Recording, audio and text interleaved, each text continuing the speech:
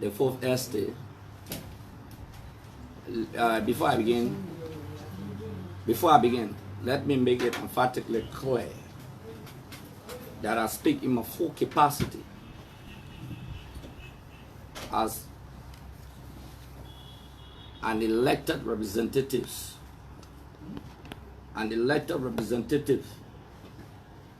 of District Number 8, Montserrat County, representing the people of District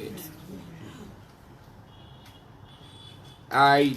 I've been following the development at the Liberian Senate. Two cardinal developments.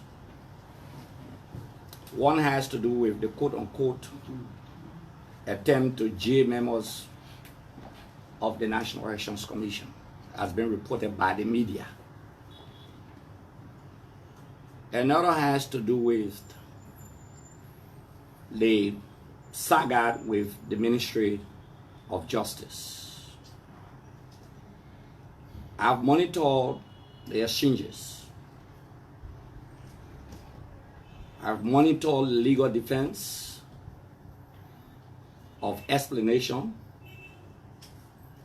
and let us be emphatically clear. We got to be very clear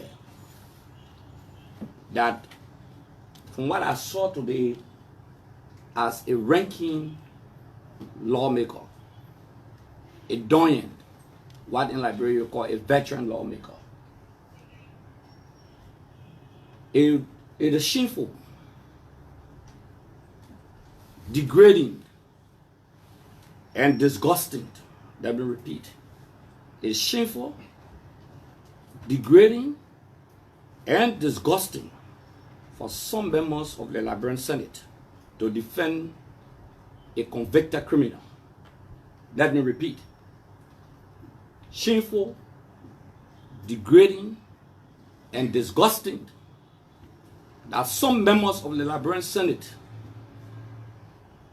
would defend a convicted criminal because of political alliance. The law is the law, and let justice be done to all men.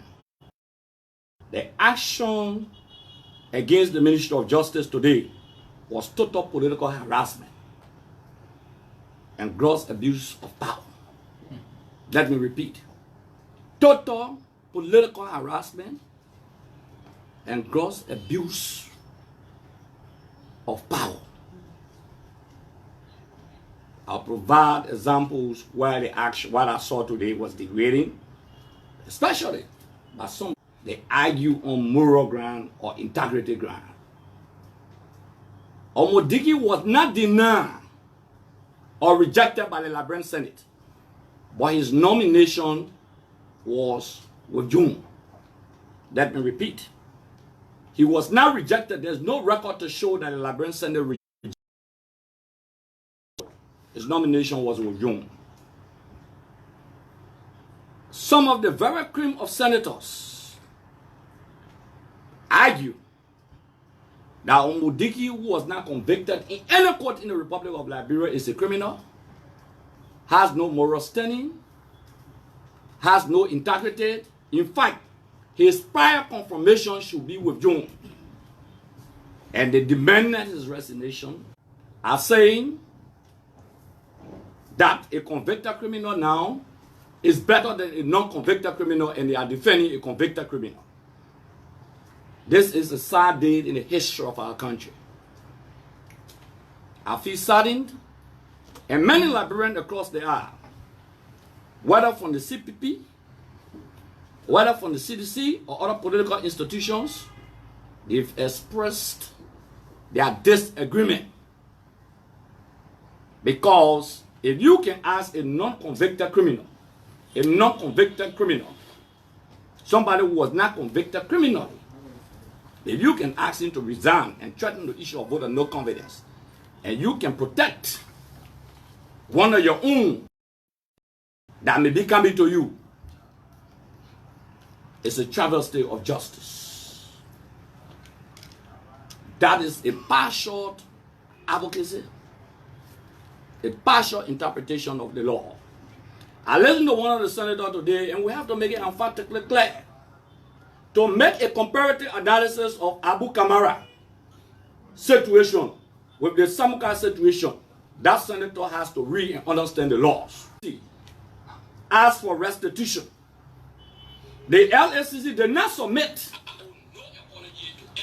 The LACC did not, let me repeat, submit Abu Bana Kamara to a court for investigation.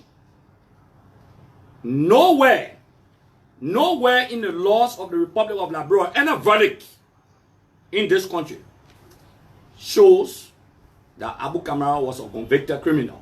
So that senator who made an analysis about a convicted criminal and somebody who was restituting by the LACC needs to read and stop making 40 analysis in the public domain and not informing our people properly.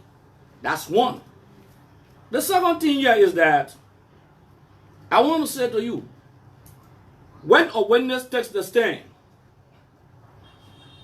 and the witness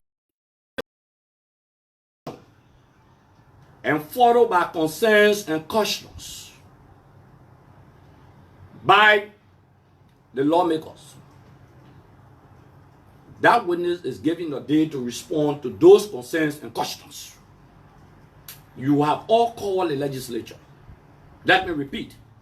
That witness is given an opportunity, like the Justice Minister today and the Solicitor General, the questions that were being asked, and even after the order, while the minister was in flight, the minister should have continued. That is not legislative practice. That's why I said that was a tacit abuse of power and total political harassment today. To have a motion without a response, from the witnesses on answering some of the brilliant questions that were asked by some senators, that is anti-legislative and abuse of power. If you read the communication sent by the Solicitor General of the Republic of Liberia, nowhere in that communication, even in the last line or the last paragraph, instructed the National Elections Commission. He provided an information and at the same time making a request. There's a difference between instructing someone and requesting someone. He made a request to the National Elections Commission not to certificate